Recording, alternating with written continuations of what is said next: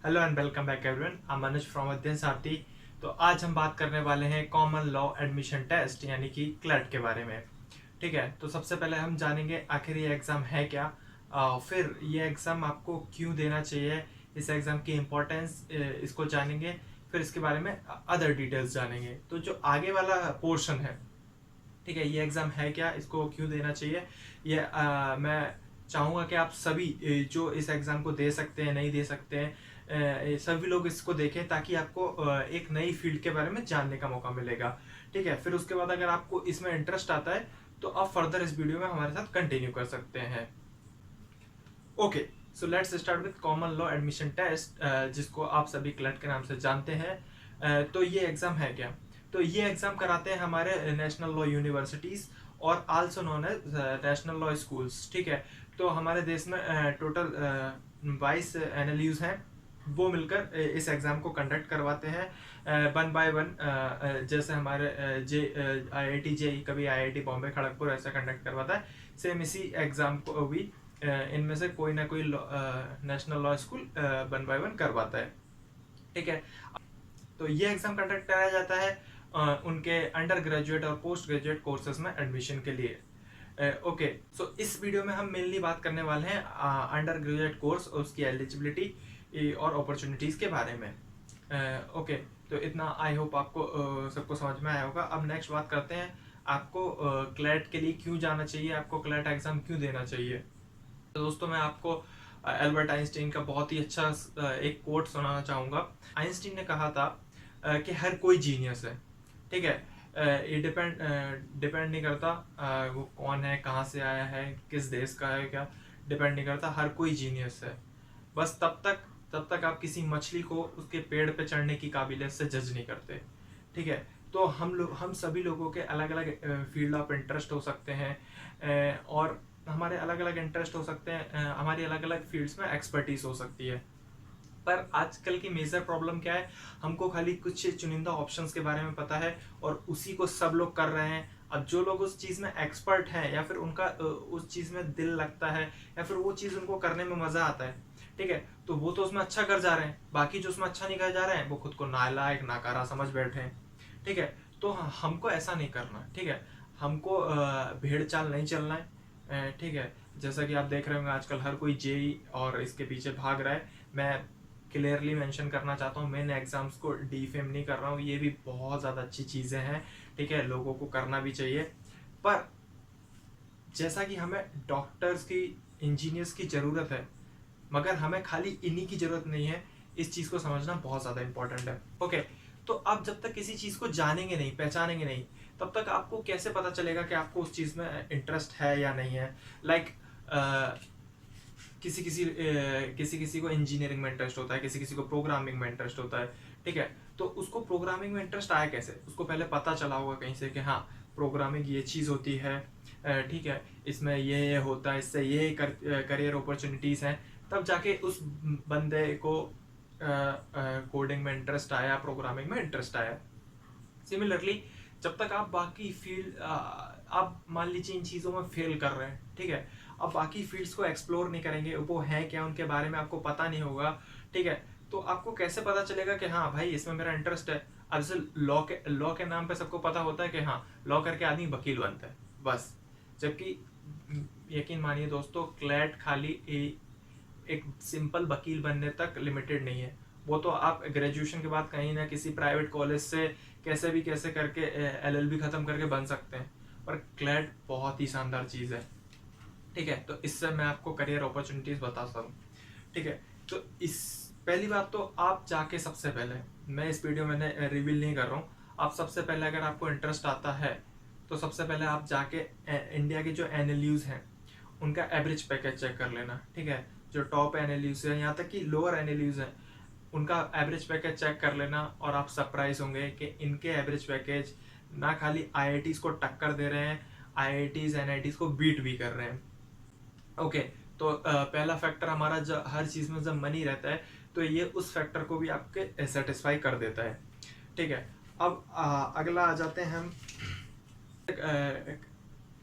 किस किस तरह की जॉब आपको मिल सकती है।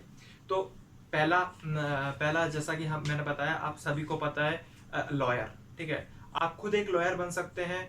ठीक है, आप लोगों के लिए फीस चार्ज करके केसेस लड़ सकते हैं। सेकंड, आप किसी कंपनी की लीगल एडवाइजर बन सकते हैं, लीगल एनालिस्ट बन सकते हैं। और जैसे कोई भी कंपनी काम करती है, ठीक है, तो उसको काम करने के लिए लीगल एडवाइस की बहुत ज़्यादा ज़रूरत होती है। State to state laws change होते हैं, country to country laws change होते हैं। तो कोई एमएनसी है लाइक गूगल है, गूगल जिस तरह से अमेरिका में काम कर रही है, सिमिलर पैटर्न पे इंडिया में काम नहीं कर सकती, क्योंकि इंडिया के लॉज, ट्रेड लॉज और बाकी लॉज डिफर करते हैं अमेरिका से। ठीक है, तो उनको अपनी एक लीगल टीम भी तैयार करनी पड़ती है जो उनको इन सब चीज़ों में गाइड करती है। ओके, तो आप किसी भी कंपनी के लिए लीगल एडवाइजर बन सकते हैं, एनालिस्ट बन सकते हैं, और इनके सीधे सीधे प्लेसमेंट आते हैं एनएलयूज में, जिनका एवरेज पैकेज बहुत हाई जाता है। ठीक है, अगला करियर ऑप्शन है लॉ जर्नलिस्ट। अगर आप न्यूज़पेपर पढ़ते होंगे और उसमें अगर आप कॉलम पढ़ते होंगे, ठीक है, तो आपने कॉलम्स, जो लोग वो लॉ रिलेटेड कॉलम लिखते हैं उनको हम लॉ जर्नलिस्ट बोलते हैं। वो किसी भी लॉ पे या फिर किसी करंट सिचुएशन पे लॉ का इंटरप्रिटेशन देते हैं। तो तरह तरह के करियर ऑप्शंस हैं। एक और करियर ऑप्शन है, आप 5 साल क्लर्क का एलएलबी का कोर्स करने के बाद जज भी बन सकते हैं। और जज की लाइफ सैलरी आपको पता ही होगा, नहीं पता होगा तो आप जरूर सर्च करना। ठीक है, ओवरऑल क्लर्क से आप बहुत ही अच्छा करियर पा सकते हैं। ठीक है, अगला क्या है, quality of Indian law schools.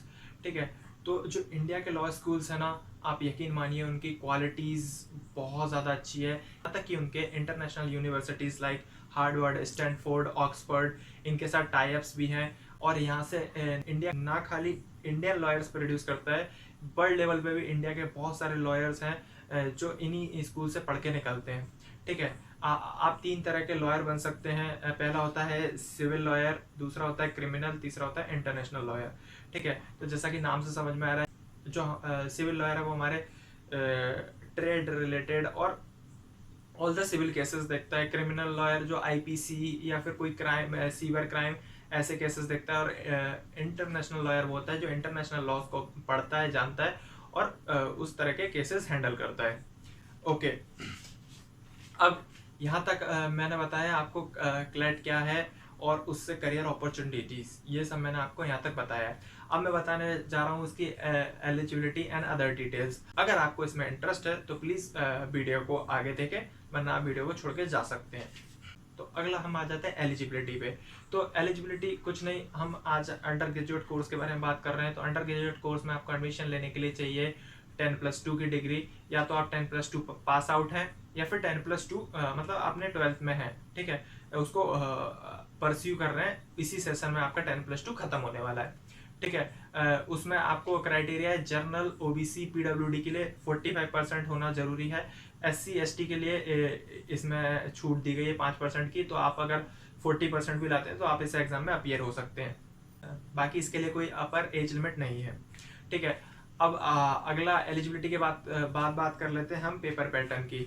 तो पहले ये एग्जाम 200 नंबर का होता था, अब उसको कर दिया गया 150 का, और इस पूरे एग्जाम को कर दिया है कॉम्प्रिहेंशन बेस्ड। ठीक है, इनके डायरेक्टर का हाल ही में एक स्टेटमेंट आया था, उन्होंने रीजन दिया था कॉम्प्रिहेंशन टाइप क्वेश्चंस के लिए, ताकि बच्चा किसी भी कॉम्प्रिहेंशन को या फिर किसी भी स्टेप को पढ़ के उससे सिचुएशन को इंटरप्रेट कर सके, जो कि लॉ में एक बहुत ही इंपॉर्टेंट एस्पेक्ट होता है।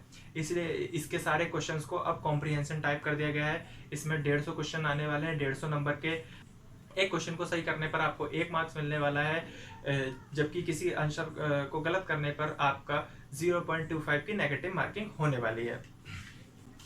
ओके, तो एलिजिबिलिटी हो गया, हमारा टेस्ट पैटर्न हो गया। अब आ जाते हैं सिलेबस पे। तो इसमें आने वाला है आपका इंग्लिश, एक तो इंग्लिश आने वाला है, एक आपका आने वाला है करंट अफेयर्स इंक्लूडिंग जीके। ठीक है, तो करंट अफेयर्स आएगा जो टोटल जीके, और इसका सम अप होगा। लीगल रीजनिंग होगी आपकी, लॉजिकल रीजनिंग होगी, और आपका होगा क्वांटिटेटिव टेक्निक्स। तो जो क्वांटिटेटिव टेक्निक्स आएंगे वो आपके 10 तक के मैथ से ही आएगी। ठीक है, अब इसके बाद हम बात कर लेते हैं, इसके बाद हम बात कर लेते हैं फॉर्म फीस की। तो देखो, फॉर्म फीस थोड़ी ज़्यादा भी है।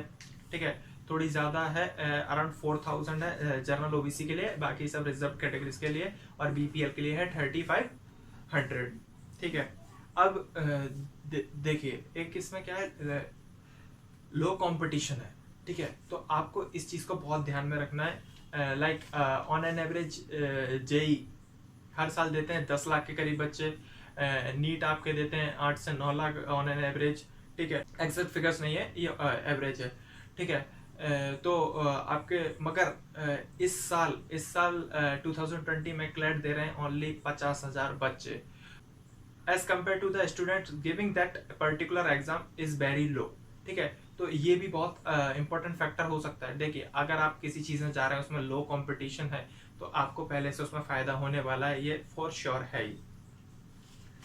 ठीक है, अब अगला हम बात कर लेते हैं फ़ी की। देखो एनएलयूज का बहुत सारे बच्चे बस इसीलिए छोड़ देते हैं, और इसका मेन रीज़न भी है कम बच्चों का करने का। एक तो इसकी फॉर्म फीस, सेकंड है इसके कॉलेज फीस। ठीक है, तो एनएलयूज की फ़ीस बहुत हाई होती है। दिस इज़ ऑल अराउंड, मतलब ये मान लीजिए अगर आप top NLU like NLU Bangalore में, तो उसकी ट्यूशन फ़ी ही 265 ईयर है। फिर आपके अलग से थोड़े बहुत खर्चे होते हैं। ठीक है, तो ऑन एन एवरेज आप मान लीजिए लो एनएलयू से लेके हाई हाई एनएलयूज तक आपका 12 से लेके 16 लाख तक का खर्चा आ सकता है। मगर खाली ये आपका रीज़न नहीं होना चाहिए किसी भी एनएलयू को छोड़ने के लिए, क्योंकि मैं आपको एक बात बता दूं, अगर आप एनएलयू में एडमिशन पा लेते हैं, अगर आप एक ऐसे बच्चे जो क्लियर करके एनएलयू में एडमिशन पा लेते हैं, तो बिलीव मी आपको बहुत ईजिली, अगर आप ओबीसी एससी एसटी हैं तो बहुत ज़्यादा ईजिली, जनरल है तो भी, ठीक है, आपको स्कॉलरशिप मिल जाएगी। उसकी आपको टेंशन लेने की जरूरत नहीं है। अगर स्कॉलरशिप नहीं भी मिलती है तो आपको इससे लोन बहुत ही इजीली विदाउट इंटरेस्ट मिल जाएगा, और उस लोन को आप इससे इसका जो एवरेज पैकेज है उससे आप इस लोन को 1 से 2 साल में कवर कर सकते हैं। ठीक है, तो फी बिल्कुल भी कोई रीज़न नहीं होना चाहिए एनालिस्ट को छोड़ने के लिए। ठीक है, आपके पास पैसा नहीं है, कोई दिक्कत नहीं, एडमिशन लीजिए, लोन लीजिए, फिर खुद के दम पे उस लोन को कवर कीजिए। सो आई होप आप सभी को ये वीडियो पसंद आया होगा। For more educational videos like this, make sure to subscribe to our channel Adhyayan Sarathi.